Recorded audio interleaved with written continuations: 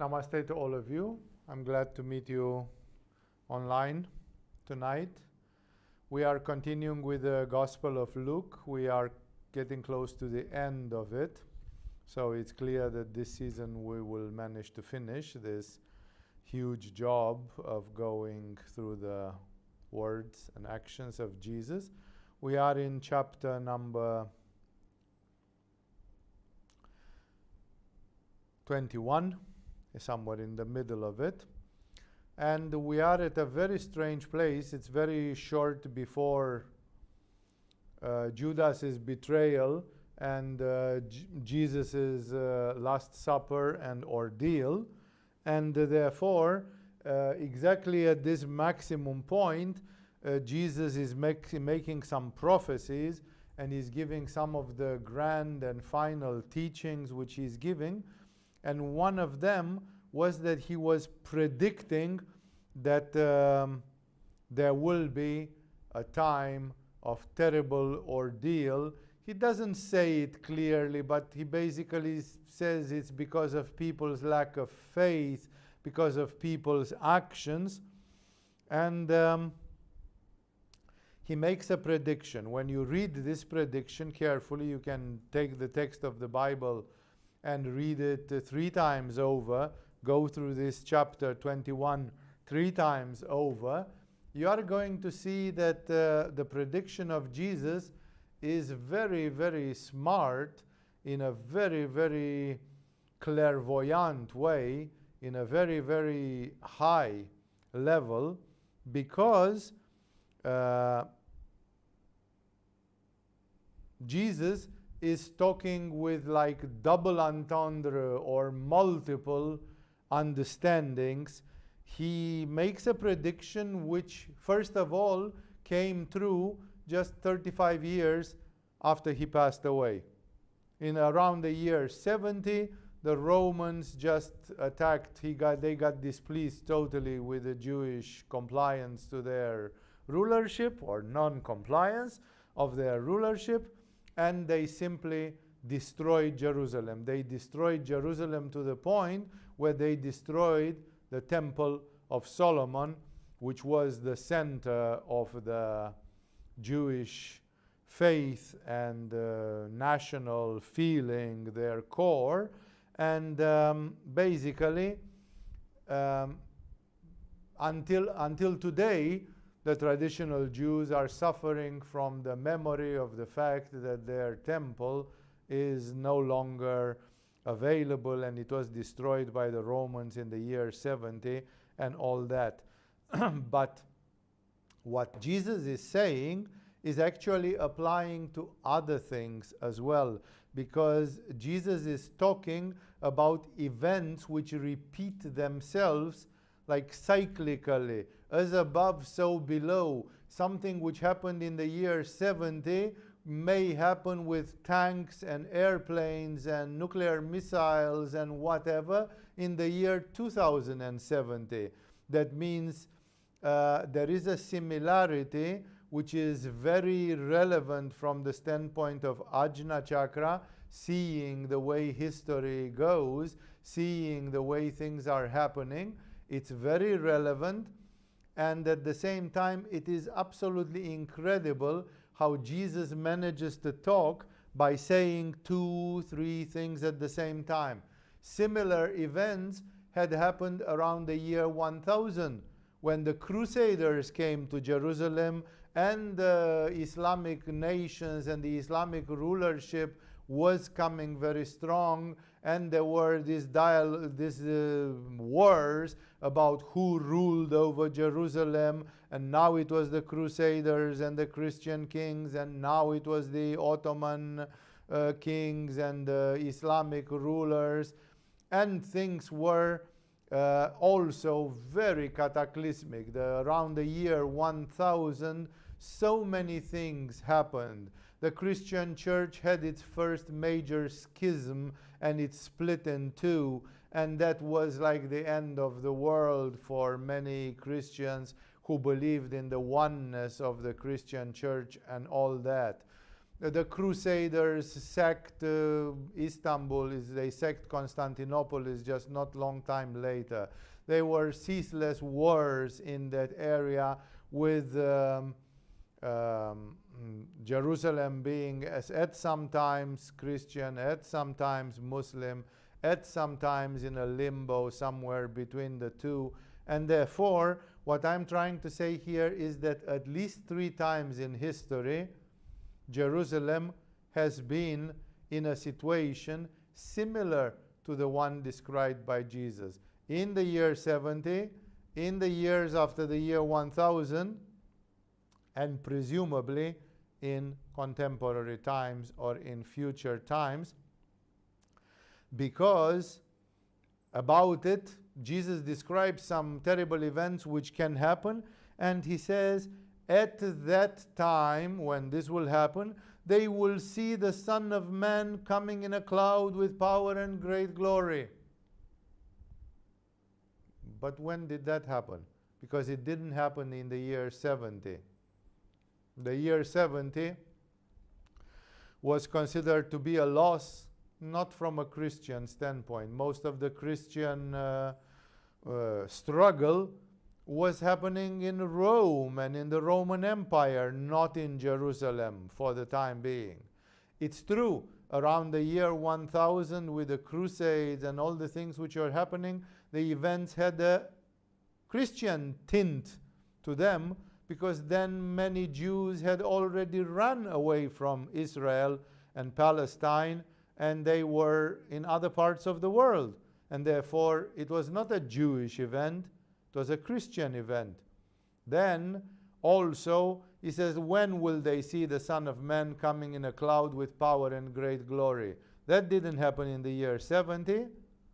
That didn't happen in the year 1000 or 1100 or 1200.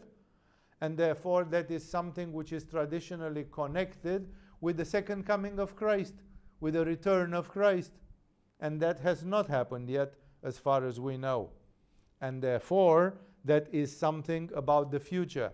So be aware, because it's exactly like that miracle which is spoken about as Shiva in the Puranas, that there was a demon that could not be defeated unless if Shiva would put an arrow through 3 worlds, through the physical, astral, and causal world at the same time, destroy that demon in all its 3 locations.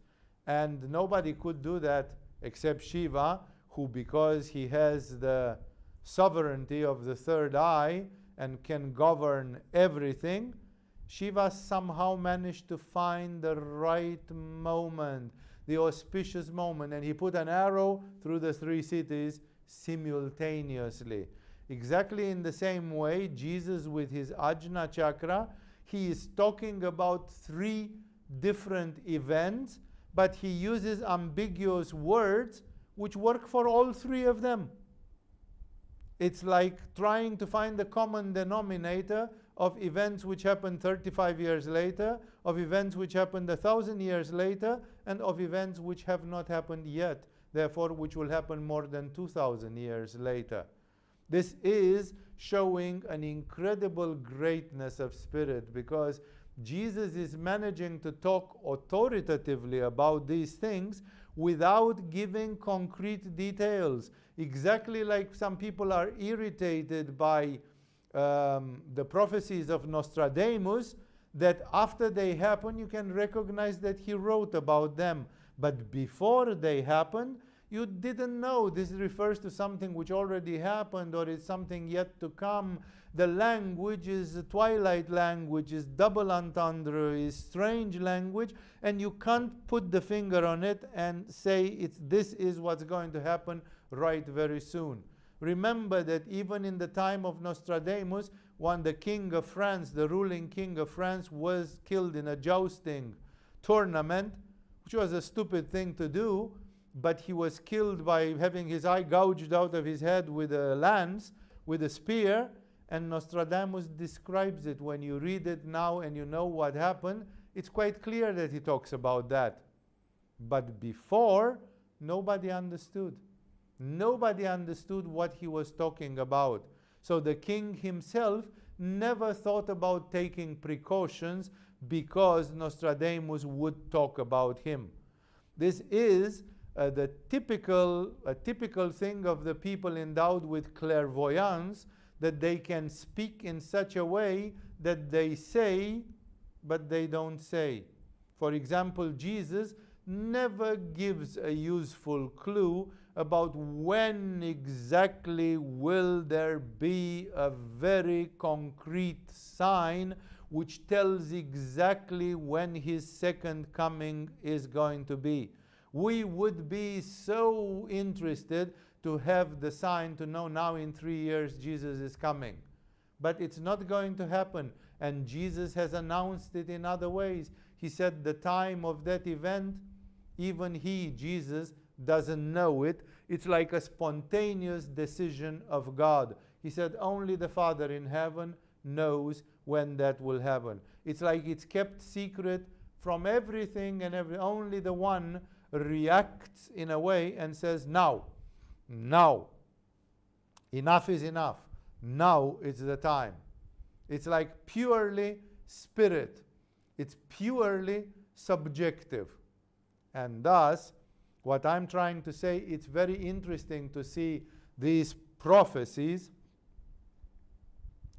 because sometimes he says, I tell you the truth, this generation will certainly not pass away until all these things have happened. But that is referring only to the events which happened 30 years later, 35 years after his death. Even that is more than a generation, because people lived short lives in those days, and the generation is usually 16 years, 20 years, until the children become adult and they start having their own sexual life and they produce the next generation. And that's why what I'm trying to say is obvious. It is obvious that some of the things refer to the immediate events. And if Jesus would have said, I'm telling you something about which will happen in 1,000 years, everybody would have said, come on, man, in 1,000 years I'm going to be dust, ashes and dust. So it's like, what do I care? I'll be dead. You know, we don't know if we have this belief in reincarnation or not. And therefore, it's not relevant for me as my ego and as an individual. But the funny thing is that Jesus speaks not with a double entendre. Jesus is speaking with a triple entendre, because he refers to events which happen in a more or less similar way and for which the date is not mentioned, but some events are nevertheless very similar. So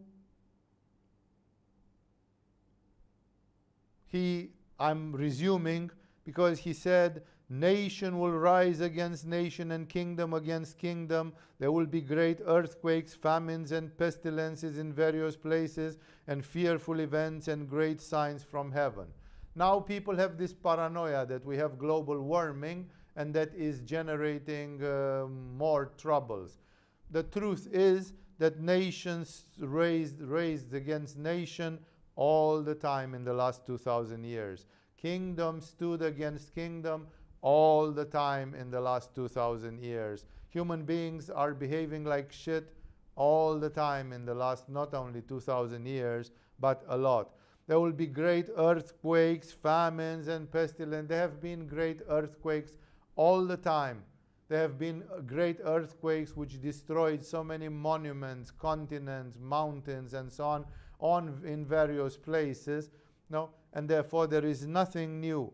Famine, there has been famine in many places. Even in the 20th century, we had huge amounts of people dying because of famine. Even in the 20th century, probably even in the 21st, and I'm not updated with them. Pestilences, and we have a pestilence running rear now, if you believe to the medical world, that we have a pandemic or something. I don't think it's such a great pestilence compared to other things which happen in the history of mankind, but it is at least famed like that. So Jesus, I don't think he's telling anything new. He says, when you hear about earthquakes and pestilences, and yeah, but there have been earthquakes in Indonesia and in Africa and in Japan and in Chile. They have an earthquake almost every day. And it's like, it's like, what are you talking about? No, these are not giving us a clue. And actually, Jesus does not want to give a clue. He wants to sound like he knows what he's talking about, but he doesn't want to give a time landmark, a precise time landmark, simply because humanity has to go in its own specific path. But before all this, they will lay hands on you and persecute you. They will deliver you to the synagogues and prisons, and you will be brought before kings and governors, and all on account of my name. This happened indeed after the crucifixion of Jesus, that there was persecution of Christians, and that persecution of Christians was in Jerusalem as well, and in the Jewish communities around. Then it continued, and it continued in the Roman Empire, both in the Western Roman Empire and in the Eastern Roman Empire. And this persecution lasted for hundreds of years, not just for those 35 years that we're talking about. But actually, in Jerusalem, people believing in Jesus, they had persecutions even 1,000 years later. When the Muslims came and took over Jerusalem, some of the rulers have not been very enlightened, and they treated Jews, Christians, and different Gentiles which still existed in those areas. They treated them badly, and sometimes they executed them, they mass murdered them. So again, this statement that there's going to be some anti-Christian persecution before that time is also not giving us a clear landmark about when will this be, when will this happen. No, it's not. It's a general thing, but it is not. I'm sorry?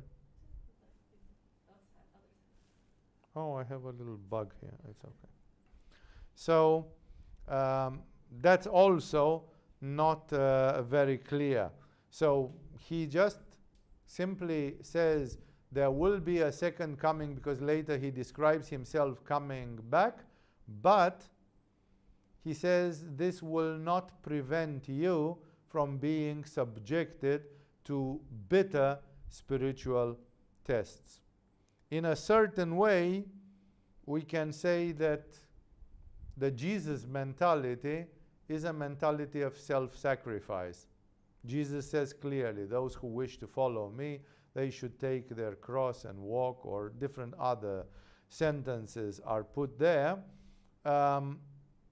There is a statistic made by the United Nations about persecutions in the 20th century, and even in the first years of the 21st century, and the conclusion is surprising and yet not very surprising. The religious denomination which is most murdered and most persecuted in these last 100 years are Christians. Either you talk about Syria or you talk about God knows what other country, the people who are really persecuted are Christians. You are going to say, yeah, but at the time when the Catholic Church was big and mighty, they persecuted maybe Muslims in Spain or maybe Jews in different places of Europe. Yes, that is true. But all, in numbers, what's happening in the last 100 years has been statistically measured by the United Nations, and it came out that the most persecuted community is the Christian community. Why? Simply because Christians have as a motto, have as a mantra, that you should take upon yourself the trouble of the world, and you should sacrifice yourself, and you should not strike back, and you should not take revenge, and you should forgive, and you should love your enemies, and so on.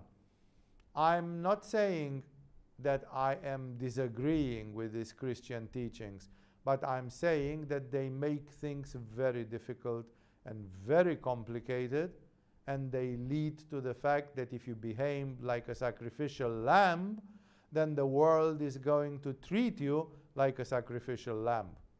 Most governments in the West, although they were 30 years ago proclaiming that those countries were still Christian, they did not behave Christian at all. Not at all. Not in any way. And thus, here, Jesus is telling a thing which is a sad fact. He said before, whatever events he's predicting, 1,000 years gap between them, threefold events which are similar, he says they will lay hands on you and persecute you.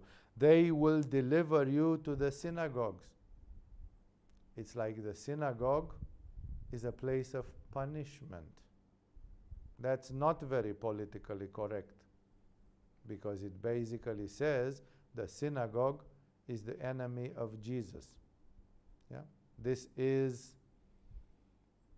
today they have all sorts of religious festivals and congresses where they try to pretend that the different religions of the world are finally living in peace with each other. And probably the only ones who are mocking this are the fundamentalistic Muslims who are saying, bullshit, we don't, it's all a hypocrisy and a lie, and so on. Because it's not really possible for fundamentalistic Christianity and fundamentalistic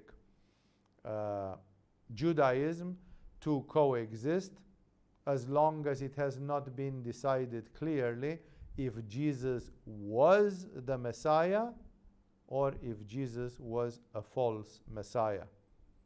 As much as you try to bullshit each other, this question must have only one clear answer. No? And people are politely going around this question like it doesn't matter, but it matters most of all. It's the fundamental question. So that's why, unfortunately, Jesus here presents the synagogues as the opposition. He knows that his teaching is not going to be liked by the people in the synagogues. So he says they will deliver you to synagogues. What? To be punished, to be murdered, to be accused. And you will be brought before kings and governors, because the kings and governors had the administrative power to deliver the major punishments. And all on account of my name. So basically, ever since that time, maybe with this gloomy perspective in front of him that he was going to get crucified in a couple of days already, and it was hanging above him like a sword of doom, then because of this terrible, difficult week, Jesus himself is becoming a prophet of doom. He's becoming gloomy, and he says, you are going to be persecuted because of my name. Yes, this did happen, and it's almost like a self-fulfilling prophecy in a certain way. This will result in your being witnesses to them, which simply says, well, if you have balls when you are accused and when you are on account of my name, then you should stand like witnesses before them and say you are not true. Jesus was God. Jesus was the Messiah. You are blind. You didn't see that. Like he would expect that people would have a spine. History has shown that after a number of people died with martyrdom, like Jesus and 11 of his apostles, actually there were a number of people. We don't know how many people have been killed in the name of the Christian religion, especially in the Roman Empire, but not only. And some of these people stood. They stood against death. They stood against persecution. And they had the incredible courage to witness for Jesus, even at the cost of their torture and death. So this is another prophecy which came to happen, but make up your mind not to worry beforehand how you'll defend yourself. So, he says, decide if you are with me or you are not with me, but otherwise, don't try to make strategies of defense, because this is a cause which belongs to God, and God wants to be personally involved in this cause. He makes it like whatever you plan is not going to work then, and other things will be of the utmost importance. He says, for I will give you words and wisdom that none of your adversaries will be able to resist or contradict. I told you a week ago, but anyhow, one satsang or two satsangs ago, that nobody could beat Jesus in argumentation, because Jesus was connected to the Logos, because Jesus was the Logos, and the Word became flesh, or whatever they say in the Bible, and the Word was with God, and God was the Word, and Jesus is that Word. It is impossible to argue with one like Jesus. Like his presence of spirit, the awakening of his Atman, his superconsciousness, his presence of spirit, his mindfulness, and his cosmic mind is so big that he can articulate the truth. Like whenever you come up with some fallacious argument, Jesus will crush you. When it comes to argument, to words, you cannot compete with Jesus.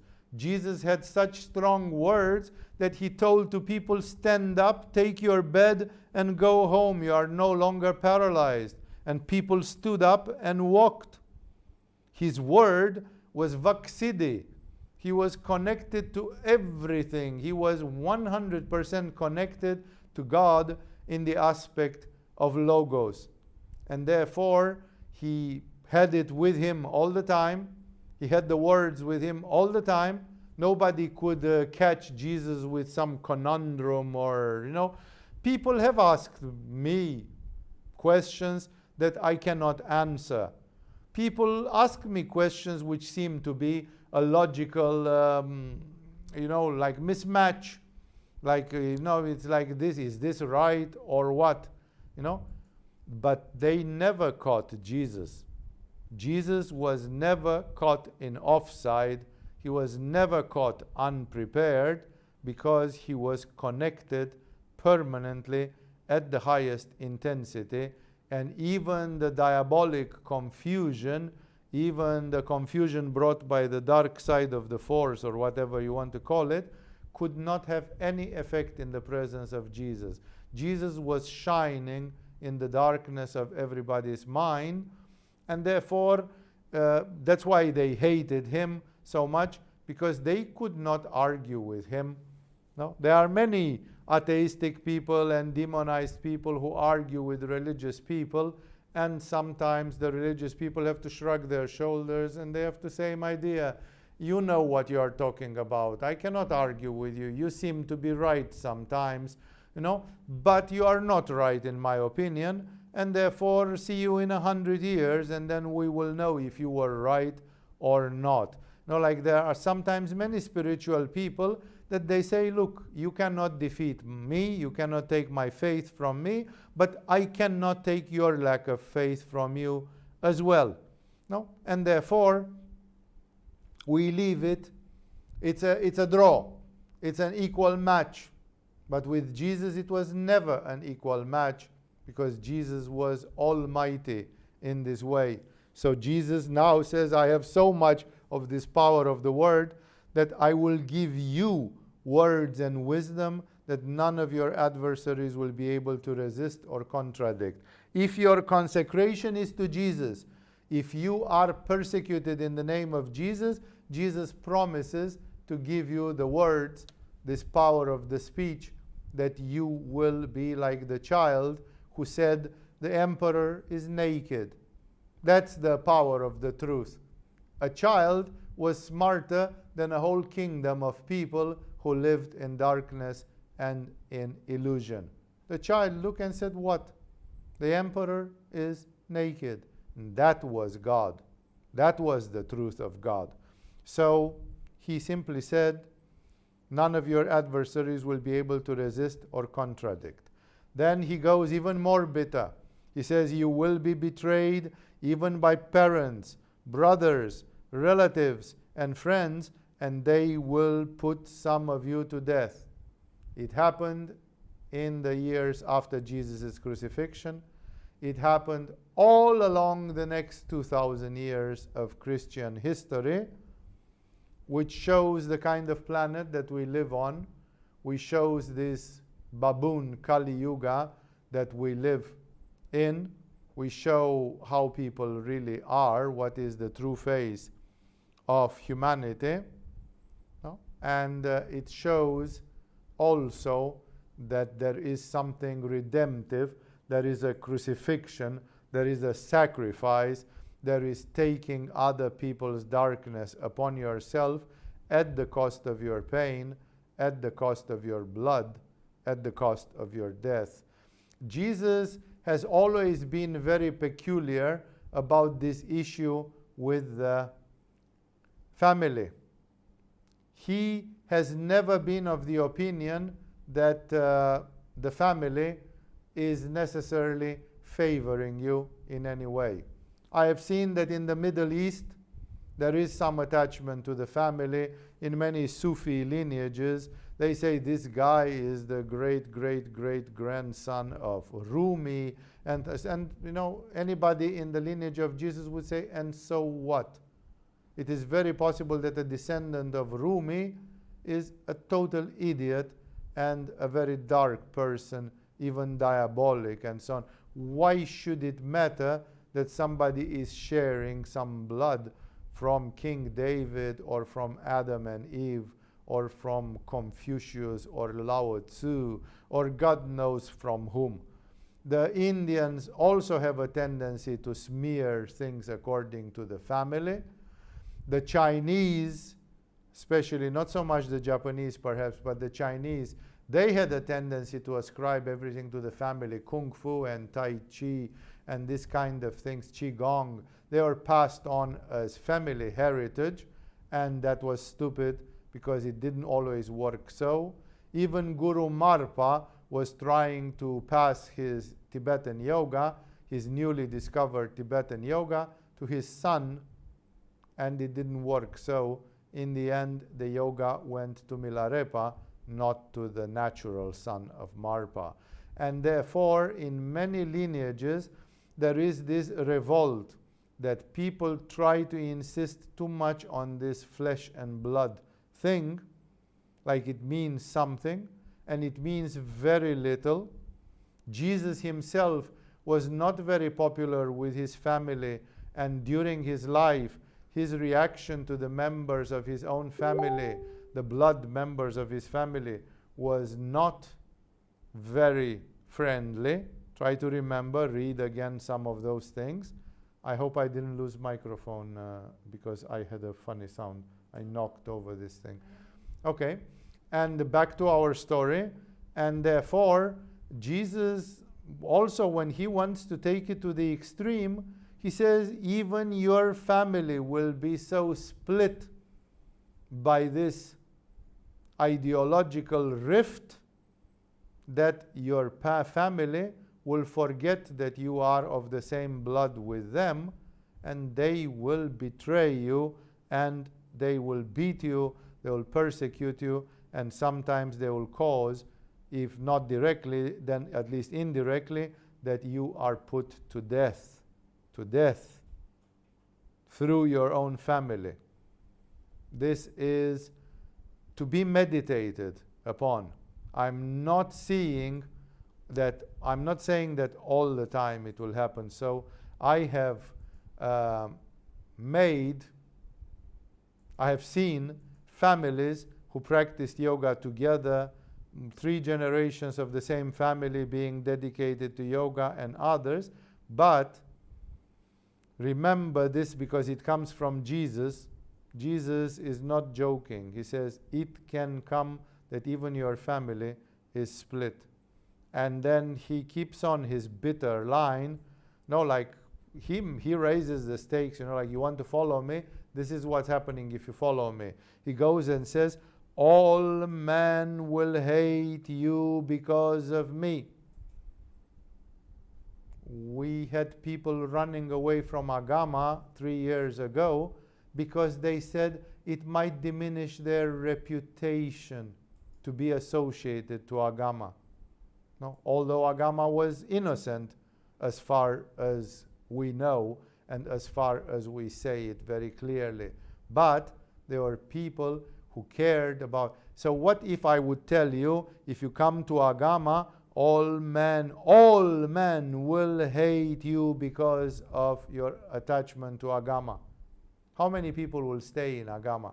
People ran away from Agama just because there were dubious rumors which could not be proved, and they have never been proved, and they can never be proved because they were not true.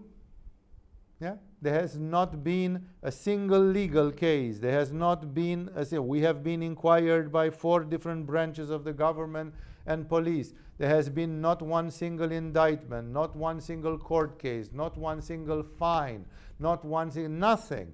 Agama was declared 100% innocent by the authorities. No? And yet, some people said, yeah, but the people don't believe in the authorities. They are going to say that still it is. No, then of course I can say that you have killed John Fitzgerald Kennedy, although the police says you are innocent. It's still, I have my conspiracy theory that you are the one who killed Elvis Presley or something like this, or kidnapped God knows who, Aldo Moro or whoever was kidnapped in the old days. And that's why I'm saying this theoretically like this. You can state everything.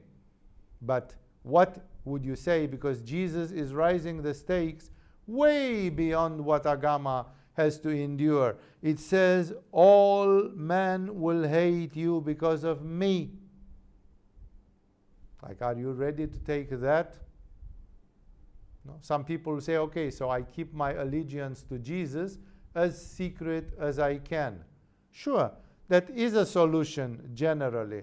But believe me, God is so almighty and so insightful and so smart that the cosmic consciousness can create black and white situations, can create situations which are without any exit.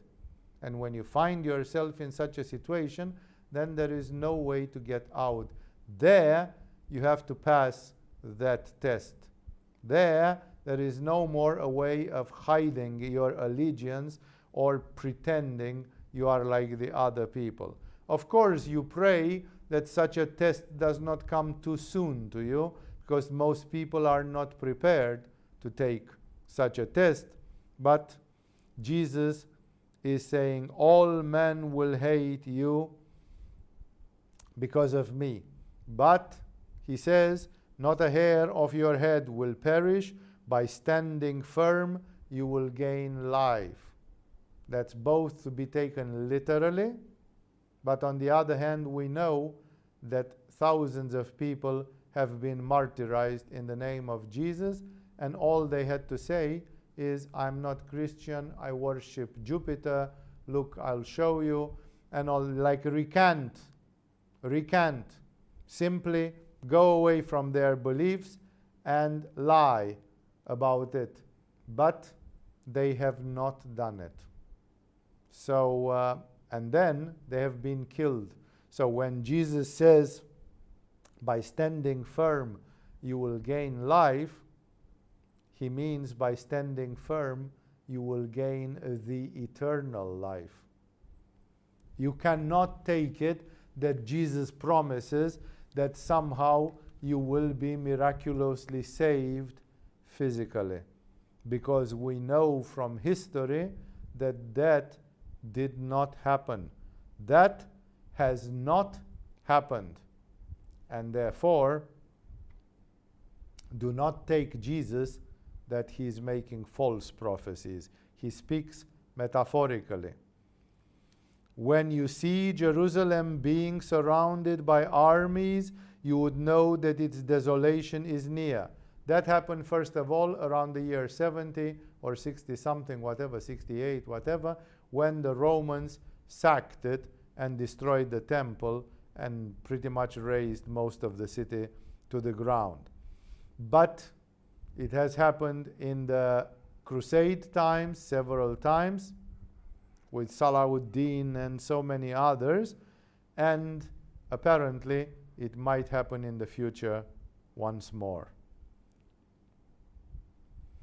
Then let those who are in Judea flee to the mountains. Let those in the city get out, and let those in the country not enter the city. For this is the time of punishment in fulfillment of all that has been written. Again, we don't know how to interpret this. Earlier, he was condemning it with the story of Lot from Sodom and Gomorrah. And we know that at that time we're talking about a destruction which was mysterious and which almost sounded like nuclear weapons or other sort of military weaponry, which is pretty much unimaginable. So what I'm trying to tell you here is he simply gives a sort of a general advice. A general advice. It's very difficult to put the finger on all this thing. He simply gives this general advice. When this is happening, leave the city, go to the mountains, stay away, because it's the time when a lot of negative karma will be discharged. How dreadful it will be in those days for pregnant women and nursing mothers. We know that these categories are afflicted when there is chemical pollution, biological warfare, nuclear pollution or war. Especially those are the categories which are weakened. So, Jesus is telling something very strange. He says it will be really bad if you are caught to be pregnant or lactating, nursing babies at that time. There will be great distress in the land and wrath against these people. So again, that has happened 2 times in history, and it is possible that there will be a 3rd time. They will fall by the sword and will be taken as prisoners to all the nations. Jerusalem will be trampled on by the Gentiles until the times of the Gentiles are fulfilled.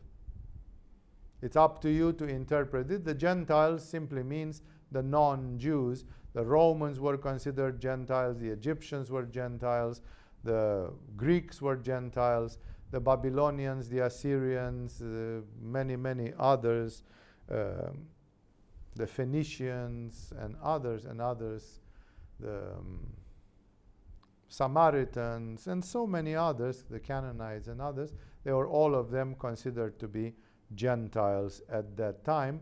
But of course today it applies in a metaphoric way on the world, because the Gentiles are supposed to be the non-Christians or something in that way. There will be signs in the sun, moon, and stars. Again, did we see? We have seen eclipses, blue moons, double, triple, different things. So many events, but such events existed mathematically and astronomically 1,000 years ago. Such events existed 2,000 years ago. Like, we cannot say that now we are seeing a sign in the sun, in the moon, and in the stars, which has not been seen at all in the last 2,000 years. There is not such a sign. And therefore, if there will be something special related to the sun, the moon, the stars, then maybe we can say that this is a landmark. But otherwise, this is a very general statement, because for illiterate peasants, it's very easy to say there will be signs in the sun and the moon, and then you'll say the moon looked like it had blood upon it last night or something, This is superstitious peasants from the countryside who can see signs of the sun and the moon and the stars all the time, but it's not necessarily what Jesus was talking about. He is talking in such an amazingly veiled way that he is talking without telling anything which is engineeringly accurate, while everything which he tells is accurate. On the earth, nations will be in anguish and perplexity at the roaring and tossing of the sea. Even now, the humanity with this pandemic thing is in anguish and perplexity. What has that got to do with the sea? How will it be related? We don't know. So again, take all these like meditation mantras. When will there be signs in the sun and the moon and the stars? When the nations will be in anguish and perplexity at the roaring and tossing of the sea. Men will faint from terror, apprehensive of what is coming on the world, for the heavenly bodies will be shaken. It's a very huge statement to say that the heavenly bodies will be shaken. Shaken in which way? No, he doesn't say it. No? And again, you can say that clairvoyant people may have had a sort of partial clairvoyance, which prevents them from seeing all the aspects of the problem. Like, I can see this, but unfortunately I cannot tell you exactly the year or what or this or that. But in the case of Jesus, Jesus professes to be omniscient, all-knowing. So if Jesus is all-knowing, there is not 1 millimeter which is hidden to him. And basically, if he doesn't say it clearly, it's not because he cannot. It's because he does not wish, he is not allowed. There is a karmic revelation there, which is simply not allowed. Now, when will you see that men will faint from terror, apprehensive of what is coming on the world, like, oh my God, it's coming, for the heavenly bodies even will be shaken. Haven't seen that. We haven't seen that yet. That is what shows us clearly that there will be a third stage of this prophecy, maybe more than a third, but there definitely would be at least a third stage of this prophecy where some things will actually happen like that. At that time, they will see the Son of Man coming in a cloud with power and great glory. When? This did not happen.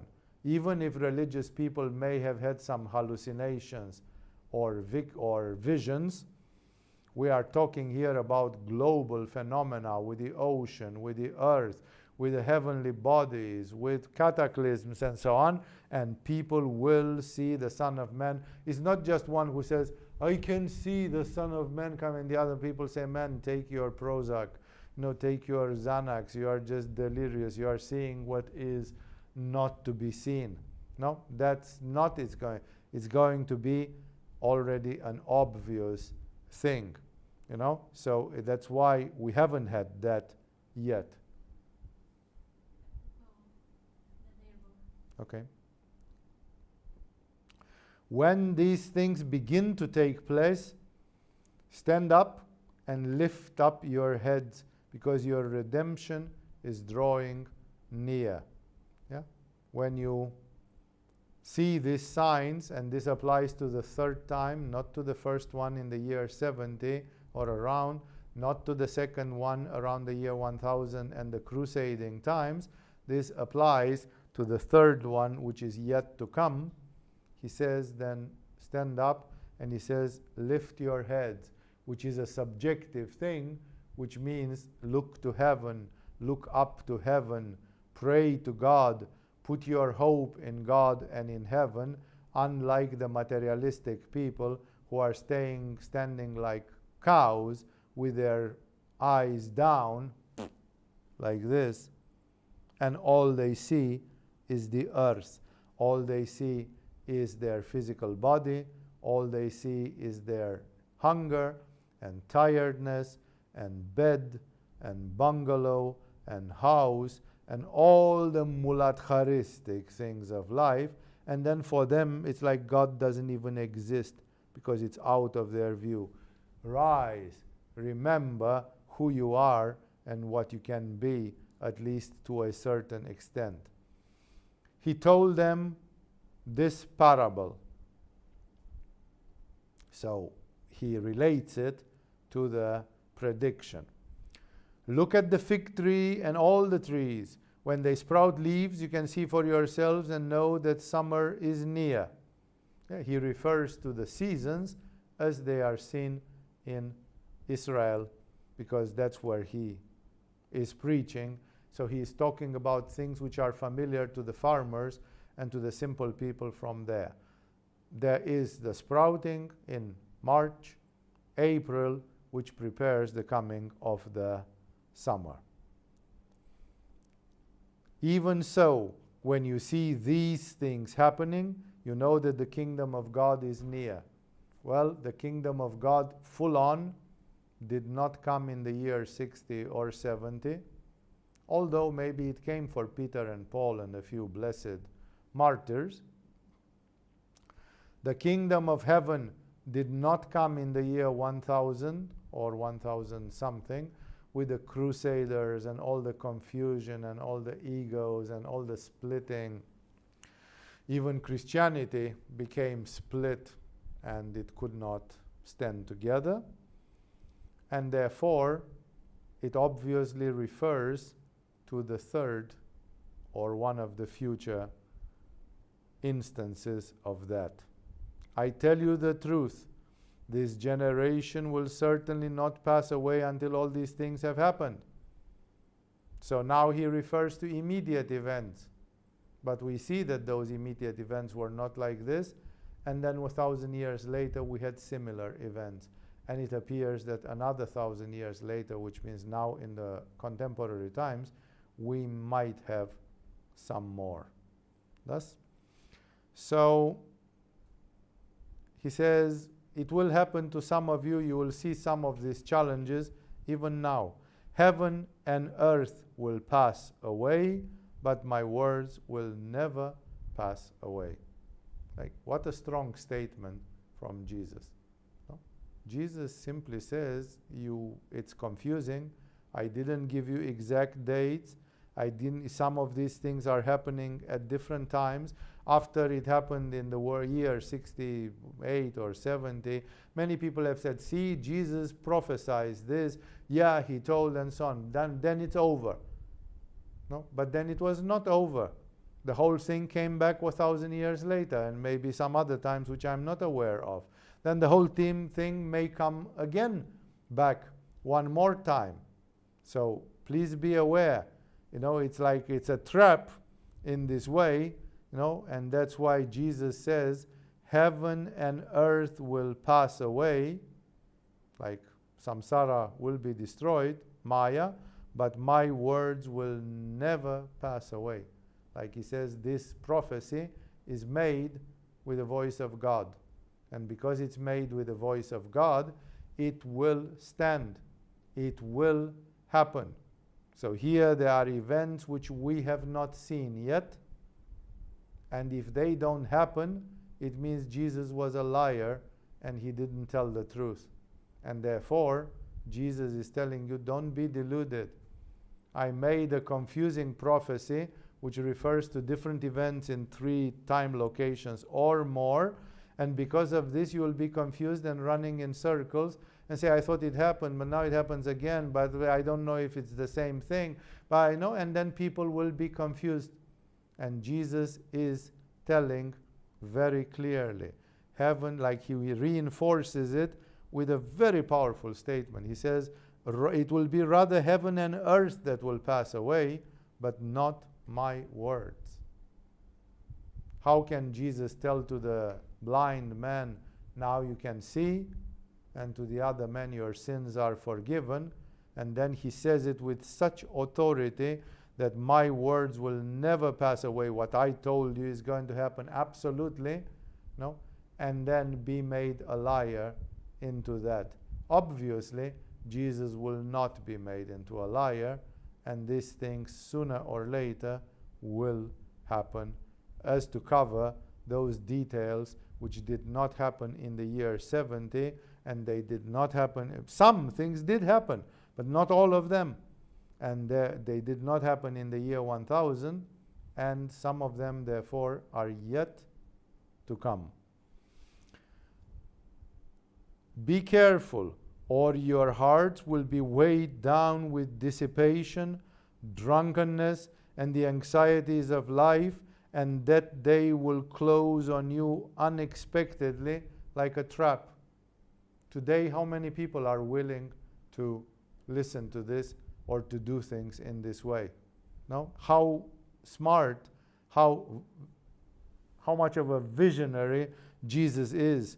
He says, your hearts will be weighed down with dissipation, drunkenness, and the anxieties of life. And then you stop being vigilant. You stop being spiritual. You stop being prepared for Jesus. And then exactly when you turn your back just because you wanted to fulfill some chores, exactly then the day is coming, the test is coming, the events are coming, and you are caught with your pants down. You are caught unprepared. That's the motto of the Boy Scouts in the old days, no, which is correct in this way. I'm not necessarily very proud of the culture of the Boy Scouts and Girl Scouts, but it was a Christian manifestation of people who understood theologically this, because they cultivated constantly the mantra, be prepared, be ready.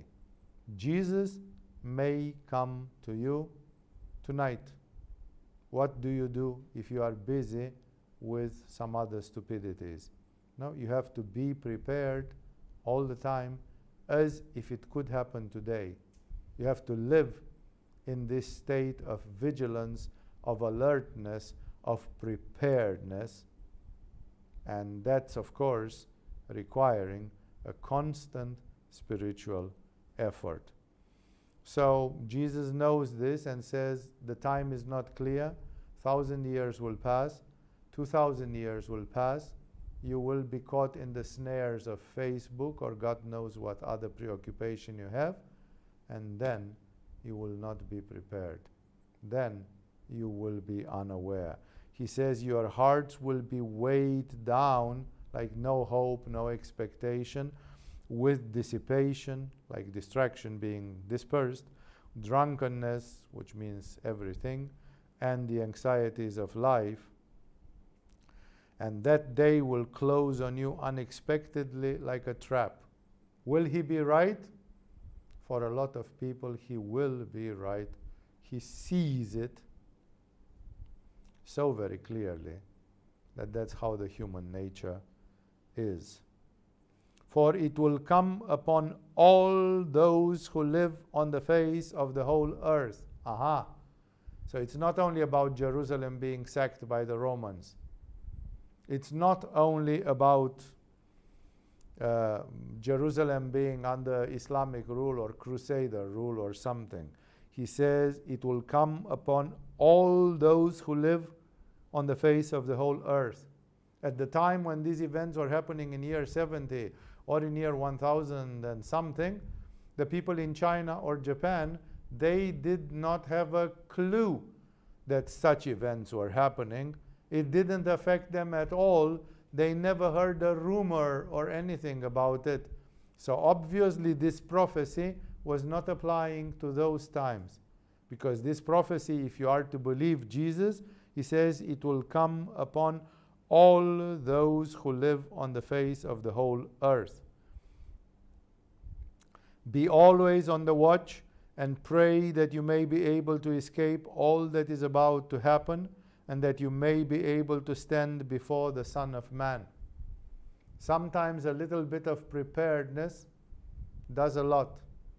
I remember that in 1977, I experienced a major earthquake in Romania, which killed a lot of people. And when people were subjected to the earthquake, they sometimes had the most crazy reactions.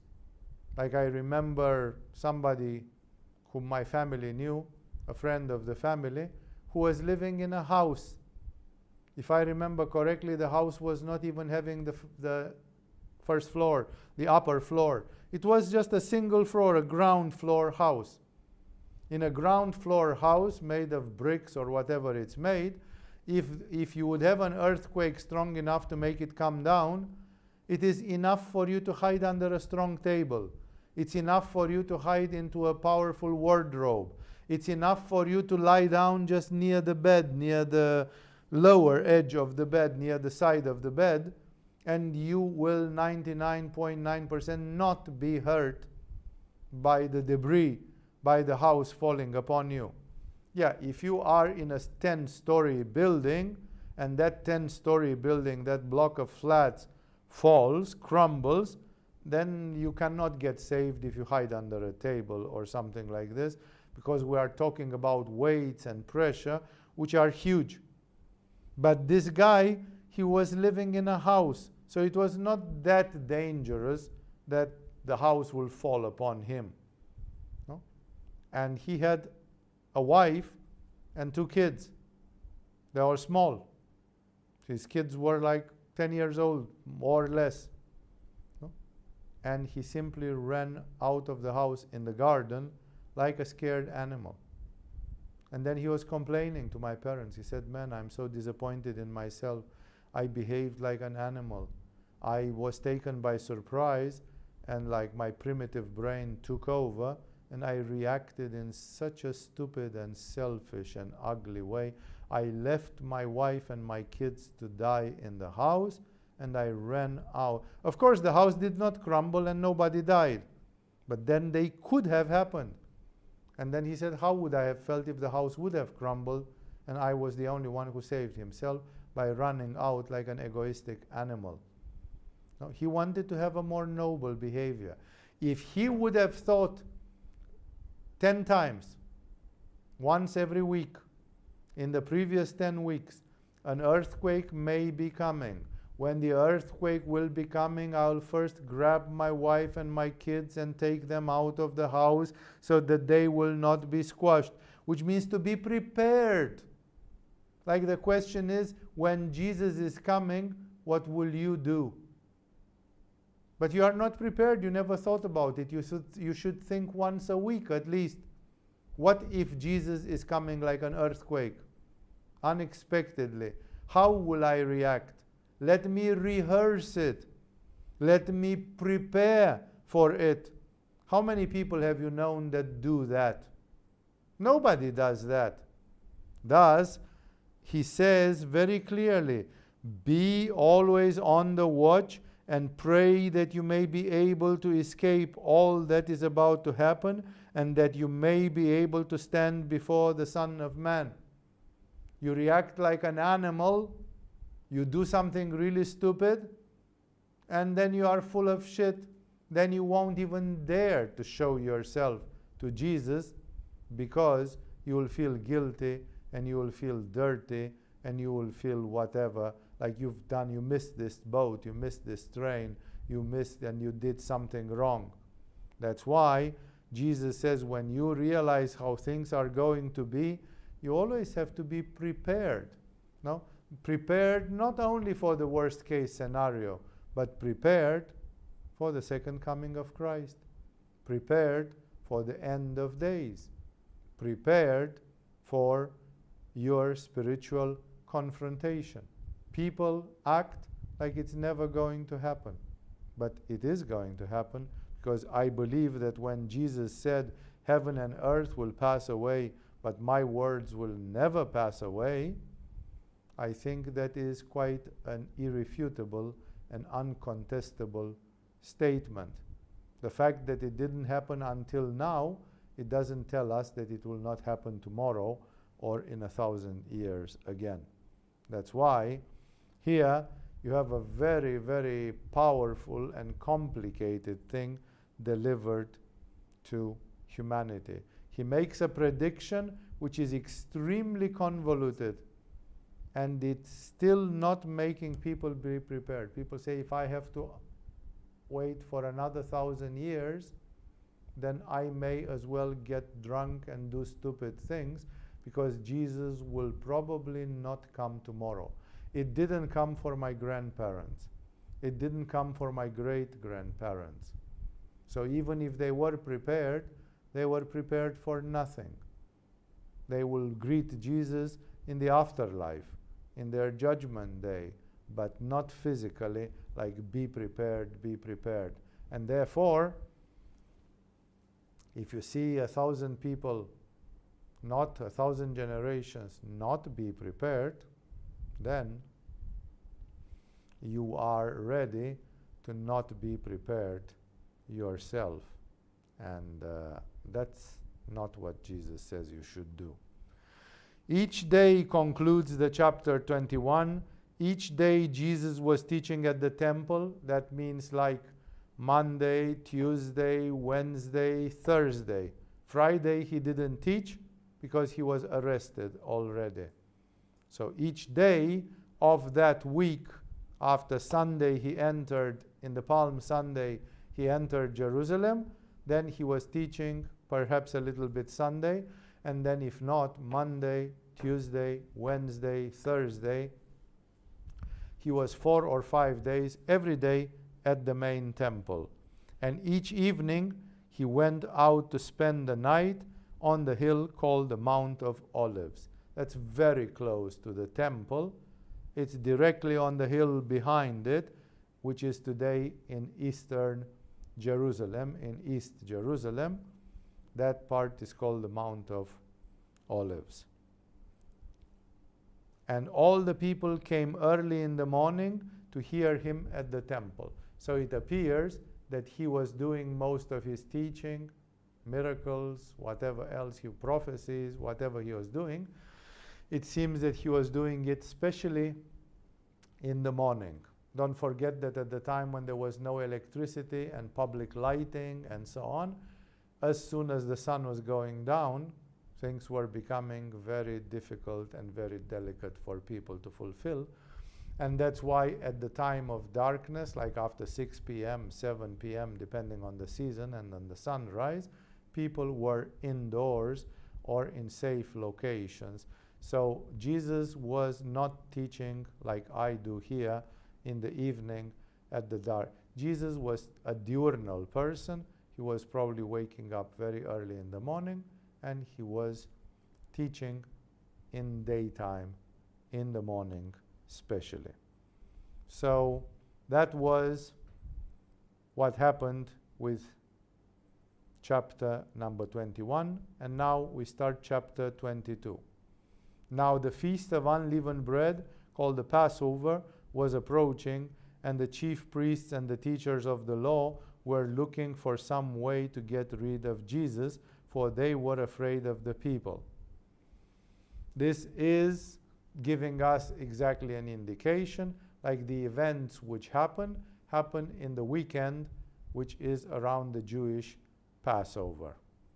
Theoretically, this is what the Christians call Easter, and in case you have not been aware, there is there a descent of some sort. The Christian mystics in the first centuries of Christianity, they did not wish to celebrate their Christian resurrection of Christ, Easter. They did not want to celebrate it at the same time with the Jewish Passover, just not to be mixed up with the Jewish religion, because Jesus is an ambivalent figure. Either he is Messiah or some minor prophet or something from the Jewish standpoint, and they wanted to keep it separate. Also, to tell the truth, even if it's politically incorrect, they did not want to celebrate at the same time with the Jews, simply because they were angry at the Jews that they did not recognize Jesus in a higher percentage, and that they eventually delivered Jesus to the Romans to be crucified. And therefore they were like, we don't want to be with the Jews. The Jews are accursed or something like this. And because of that, when you follow the calendar, you will see that the Christian Easter practically never comes together with the Jewish Passover. If it comes usually at a week's difference. There are some astronomical rules of calculating the Jewish Passover, and then the Christians have said if it's not possible in any other way, then we put it a week later. And it's not exact, but Jesus will honor us with his presence anyway, but we do it as a sign of rejecting this Jewish influence in our religion. We want to, exactly as the Jews in the old days, and still today some of the traditionalistic ones, some of the fundamentalistic ones, they feel that they have to keep away from the other nations because the Jews are pure and the non-Jews, the Gentiles, are shit and they would pollute you, and you cannot get into the house of a heathen, of a non-Jew. All those crazy rules from the Talmud and other literature. At the same time, the same thing was taken over by the Christians. Don't forget that the apostles, all the 12 apostles, they were Jews. And they had the same way of thinking as the Jews, and they turned that way of thinking to their own Jewish religion. Now they went one step further. The Jews were dismissive to the non-Jews, to the Gentiles, and now the Christians are dismissive to the Jews. Like now the Jews have become the devils, and the Christians are the pure ones, which want to stay away from any interaction with the Jews. And that's why when you look today at the calendars, you will see that the Jewish Passover is usually at a week distance, or sometimes in the Orthodox Eastern Church at 5 weeks difference from, like it's next month simply, and plus 1 week. And therefore it's kept away from the Jewish Passover as a sort of a grudge, as a sort of a moral revenge, like we celebrate Jesus at a slightly different time because we just don't want to mix up with your shit in any way. That is, Jesus would come happily at any time. No, those are human politics, and that's the way it goes. So, but we are told that this feast of the unleavened bread called the Passover was approaching, and it's of course one of the traditional events from the Jewish history with Moses in Egypt and all that. And the chief priests and the teachers of the law were looking for some way to get rid of Jesus, for they were afraid of people. The presence of Jesus for 3 years in Israel, and now for 5 days, for 4 days in the temple, was rising the tension, because every day and every minute when Jesus was there, he was all the time reminding to people that their priests were not right, that their priests were hypocrites, that their priests were not living according to the word of God, that their priests were fake, that their priests did not have any power to bring them salvation, that their priests were wolves dressed in sheep skins, that their priests were like the tombs, rotten inside and nicely painted on the outside, and this was eroding the priests' authority. And they were afraid that it was going to explode on the Passover, because Jesus was alive, present there like a spiritual dynamo, and pushing, and telling to people all sorts of things which were not polite and not diplomatic at all. And thus, it says that they were afraid of the people.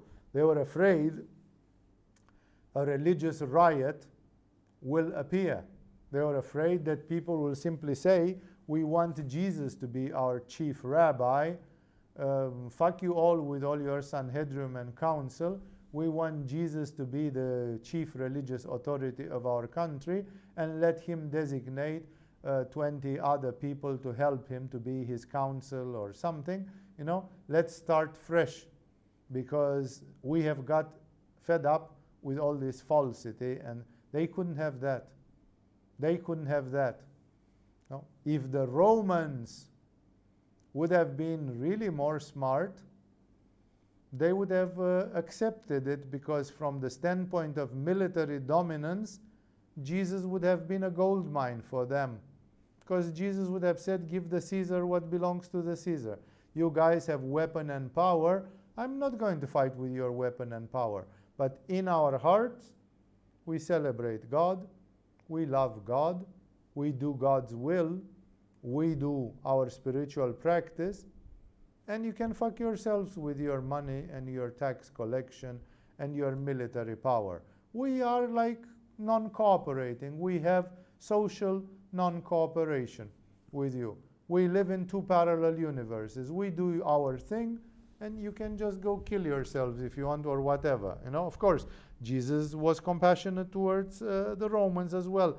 But I'm saying from a strictly military standpoint, they would have been happy, because those Jewish priests which were then in the High Council, the High Priest Caiaphas and all the others, they were secretly conspiring for independence. They were on the side of the zealots. They were having a lot of material advantages which they wanted to keep. And they were actually, so eventually in another 35 years, they got so bitter and they provoked the Romans so much that the Romans simply squashed them for the time being and destroyed their temple completely, not leaving one stone upon the other. And thus what I'm telling you here is very simple. In a certain way, they were afraid of the people because people might have liked another leadership, and that leadership would have made history to be very, very different of what it has been. Of course, Jesus would not have respected the Roman emperor like a deity. No, because he wouldn't. But in that time, Julius Caesar and the first emperors, they did not pretend they were a deity either. So, therefore, they might have been striking a bargain. Look, we do our thing, and we are not disturbing your military obsessions, Just do whatever you do. We continue with our lives. And then the text is really strange. It says, then, because as they were searching for means, then Satan entered Judas, called Iscariot, one of the 12. Please understand, Judas was not himself when he did what he did. Even the Bible says it very clearly. Then Satan entered Judas, called Iscariot, one of the 12. What will you do if Satan enters you? Can it happen? If it happened to Judas, can it happen? There are many people who, in many spiritual issues, again, we have our favorite events from 3 years ago, some people would say, I don't know what happened, but it is as if a demon entered me. Now many people are coming and saying, Swamiji, we can't understand it. We have been swept our feet, and it's like our mind has been taken away. We acted badly, and we would like to maybe apologize or something. Yes, that has happened all along history. Of course, in the case of Jesus, this was the very big confrontation. The stake was at its maximum because you had an avatara who was accepting to be sacrificed. He allowed it to happen. But for that to happen, you needed the devil to go on full power. And the devil went on full power. And the poor Judas was the one who fell the target. People say, what would have happened if Satan or some other major devilish personality, Lucifer, Beelzebub, whatever, Astaroth, or there are 100 names of Azazel and so all sorts of other demons, would have entered. No? But here we are said Satan, we are not told directly if it was a dark angel of Satan, if it was one of the hierarchy of the diabolic hierarchies personally, or Satan himself. But we are being told between the lines that theoretically Satan can enter in a human being, which is very, very scary. Very, very scary. What if Satan enters you and you fuck it up royally, like Judas did? And you know that Judas was not forgiven. Judas was forgiven by Jesus as a person, but he said it would have been better for that person if he would have never been born. And Judas went the next morning and hanged himself when Satan was not motivating him, when he had his own conscience, and then he discovered what he had actually done. Now, when he was doing this, he was not aware. He was possessed for 24 hours, giving himself excuses. That's what people do when they are possessed by demons or by diabolic influences. They give themselves excuses. The correct way is never to find yourself an excuse for doing something terrible. That's why Arjuna, he did not want to do the holy war of Krishna until Krishna put him in samadhi and demonstrated that this was the will of God. And then Arjuna did it, but in a very sad way. He fought the holy war of Krishna, but not his heart was not there really. So please remember, Satan entered Judas. Why didn't Satan enter Peter? Why didn't Satan enter John? Because Judas was already rotten inside. And when you are rotten inside, you are vulnerable. You are a fertile ground. Peter was not a great guy. Then very soon after, he betrayed Jesus. He said, I don't know this man, don't tell me, like he disowned Jesus. So he was not such a super great devotee. He had his weaknesses. He was just a human being. Nobody is asking that Peter should be some superman. He became superhuman 30 years later when he himself became crucified in Rome. But at the time when these events happened, he was a cowardly man. Maybe a bit manly, maybe a bit determined, maybe a bit, but still with a lot of fear and a lot of illusion and a lot of weakness. And thus, you would say, what if did Satan flip a coin? How did Satan decide? No. Satan took the one whose soul was already compromised, whose soul was already corrupt. In this little dream team of Jesus, there was one who no longer believed in Jesus, which sounds utterly impossible, because Jesus just a week ago had raised Lazarus from his grave in Bethania, close to Jerusalem. Just in the few days where he was in the temple of Jerusalem, he performed a couple of major miracles. He gave sight to a blind man and a few other things.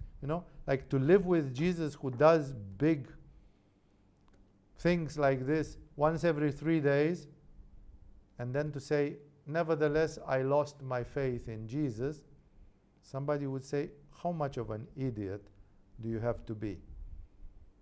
How much of a moron you have to be? Like, you see Swami Shivananda, that he is getting obese and he's doing a lot of stupid things, and he is not performing any miracle. He is just a very knowledgeable yogi. You would say, I have not faith in Swami Shivananda. You know what? I, having been a student in yoga for so many years, I would say that's kind of human nature. I had lost in some teachers of yoga who simply became too much for my expectations, and I lost faith with them. But how easy was it to lose faith with Jesus, for God's sake? Like, what was Jesus doing so wrong and so contradictory that you came to the point of losing faith with Jesus.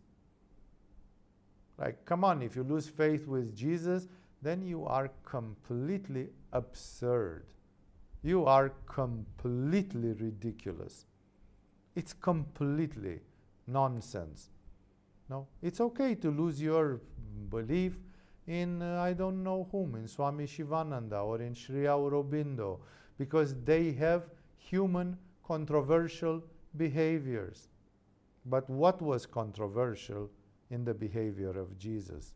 What was not aligned with the divine? Because we don't know. No? And still Judas, the mental monkey of Judas, manages the incredible performance, the incredible negative performance, to lose faith with Jesus, to have big doubts about Jesus himself. You could have doubts about John the Baptist. He was living naked, dressed in skins in the desert. He was dirty, unwashed. He was just baptizing people, but so what? You know, some people would say it was just a stupid ritual and it meant nothing. Some people said, oh, I felt great, but that's subjective. That's self-suggestion. That's self-hypnosis, you know, that people say. You know, it's nothing objective. But when you have people walking on water and coming back from the grave, what kind of doubts can you have at that time, you know? It's how ridiculous does it have to be? Well, as ridiculous as you think it is, it does happen. And Judas was such a person. That's why I say Judas was ripe for the picking. He was the rotten egg in the basket. Therefore, Satan was not allowed to take one of the healthy ones, because Jesus would have protected them. But in the case of Judas, Jesus did not protect him. He says, oh, well, although he is a bad disciple of mine, I will protect him because still he is some sort of disciple of mine. No. Please understand the rules of the game. Please understand, people can get possessed by demons and by demonic entities, depending on what is at stake. The stake is that somebody wants you to masturbate and discharge your sexual energy and lose your ojas. How much is at stake? A little bit, a daily dose of sexual energy. How powerful will be the demon who will do that? Not very powerful. How interested will he or she be, and how much will they push on you to do that? Not too much. No, because there is not much at stake at all. And that's why, no, you are possessed by a demonic spirit even when you are pushed to masturbate and to discharge your sexual energy.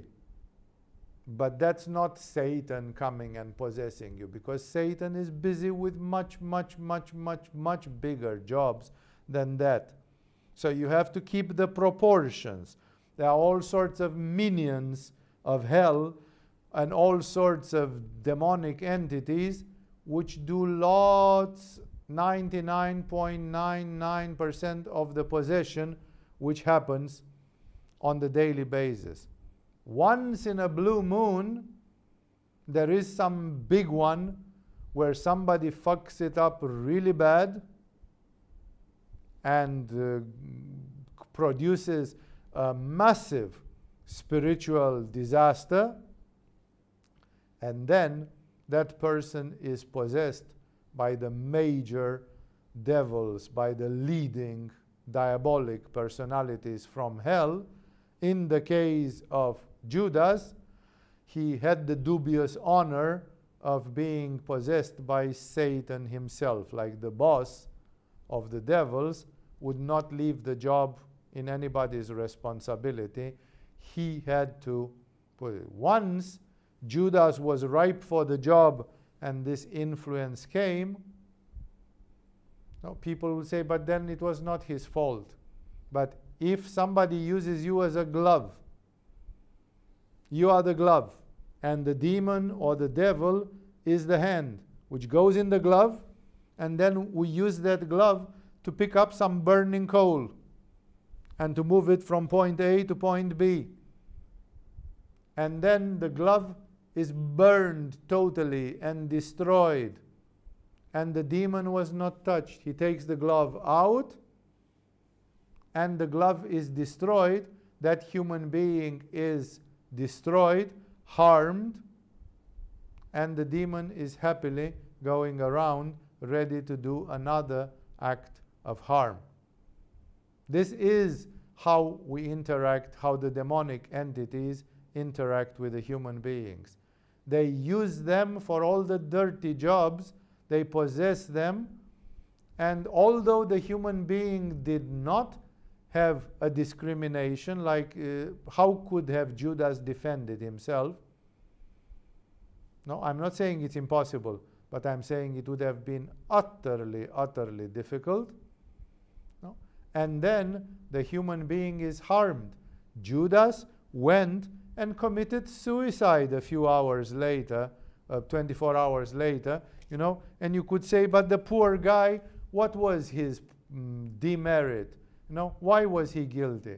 He was not guilty, but his karma and his spiritual integration was of such a nature that he was used without scruples by the demonic entities.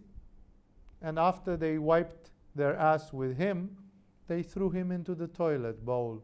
They did not care. That's why it's a very, very big mistake to play with the demonic and diabolic entities, because they have the worst possible rules of engagement, and they will exploit you ruthlessly, and if they destroy you in the process, they don't have any empathy or any worry about that. They are like the worst case psychopaths that you'd encounter in this universe. They have a totally psychopathic psychology, which makes them not care a bit. They are bent on doing their worst, and they don't care about the consequences. Some minor demonic entities, they can have some sort of moderate scruples, and they would not push, like the entity which is stealing your sexual energy will not push you into suicide. Either they cannot, or they are not willing to push the stakes that far, because they realize it's too much negative karma resulting for them from this. But the great diabolic entities, they have passed the point of no return a long, long time ago, and they simply do not care. They do not care. They would go as far as they can go. If they can determine somebody to push the nuclear button to destroy life on the whole planet, they will do it. Unfortunately, the people who, for them, for the demons, the people that could press the nuclear button, they are also supervised by Shambhala and by the angels, which keep a guard, and according to the rules of engagement, the demons, or even Satan himself, are not allowed to go that far. They are limited by the power of God from going that far. But if at any time there comes the point of going into the doomsday, then God could take his hand off the nuclear button and say, now, my dear Satan, do your worst. You know, like right now, for 24 hours, the protection is off. And then, of course, God knows what will happen. Satan will enter some idiot. That idiot will push the button. The Third World War will start. It will be nuclear, and 10,000 people will be the only survivors, scattered to the most remote places of this earth, and the earth will become uninhabitable for 500 years or something. It can happen. No? And then the devil can say, I have done it. I have fulfilled my act of hate against humans and against humanity. But the devil wouldn't have been able to do that if God would have not lifted his protection. So in the case of Jesus, God lifted the protection and allowed the weakest and most problematic person in the entourage of Jesus, he allowed him to be exposed. And the devil did not hesitate for a second. The devil, like a mad bull, just charged. He said, okay, now it's my opportunity. Like the devil could have said, I don't even understand why God is so stupid and letting me kick the ass of Jesus, but I'm not going to risk missing this opportunity. I'm going to do it. It's like the devil is almost like a robot, like a blind tool, which you can say God knew what the devil was going to do, and therefore God applied it, and the devil was an instrument. The devil was used, right? The devil is the equivalent of the Sphinx from the Egyptian mythology, who is asking the questions, and if you don't pass the test, you don't go further into your spiritual things. That's why I want you to understand very clearly, yes, demons and devils can enter you. Pray it doesn't happen. Especially when when you are into spiritual tests. If this thing is happening, then you might make the wrong choice. I see 50% of the time, 50% of the people make wrong choices. Wrong choices. My disciples are subjected to different spiritual tests, and I'm not daring to say 50% of the time, but 40% of the time, 30% of the time, 25% of the something, they do make wrong choices.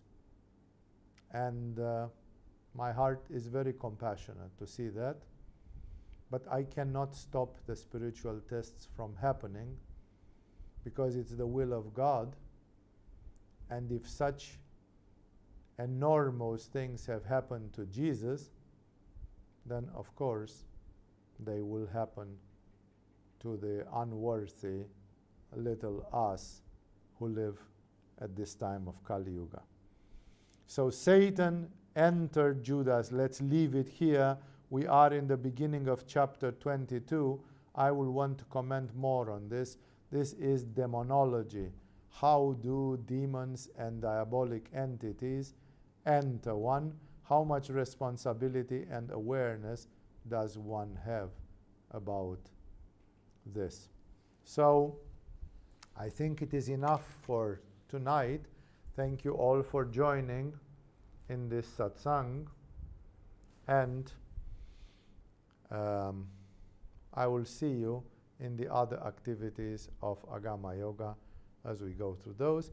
If I remember correctly, the Gospel of Luke has 24 chapters and we are already in 22. So I expect that in a matter of 5-6 weeks, of course there will be some workshops and other things which will interrupt us. Maybe 8 weeks, 10 weeks, we will finish this gigantic project, which was commentaries on the Gospel of Luke. And then we are going to choose some of the other subjects which piled up meanwhile for presenting to the world. With this, we have finished. Thank you all.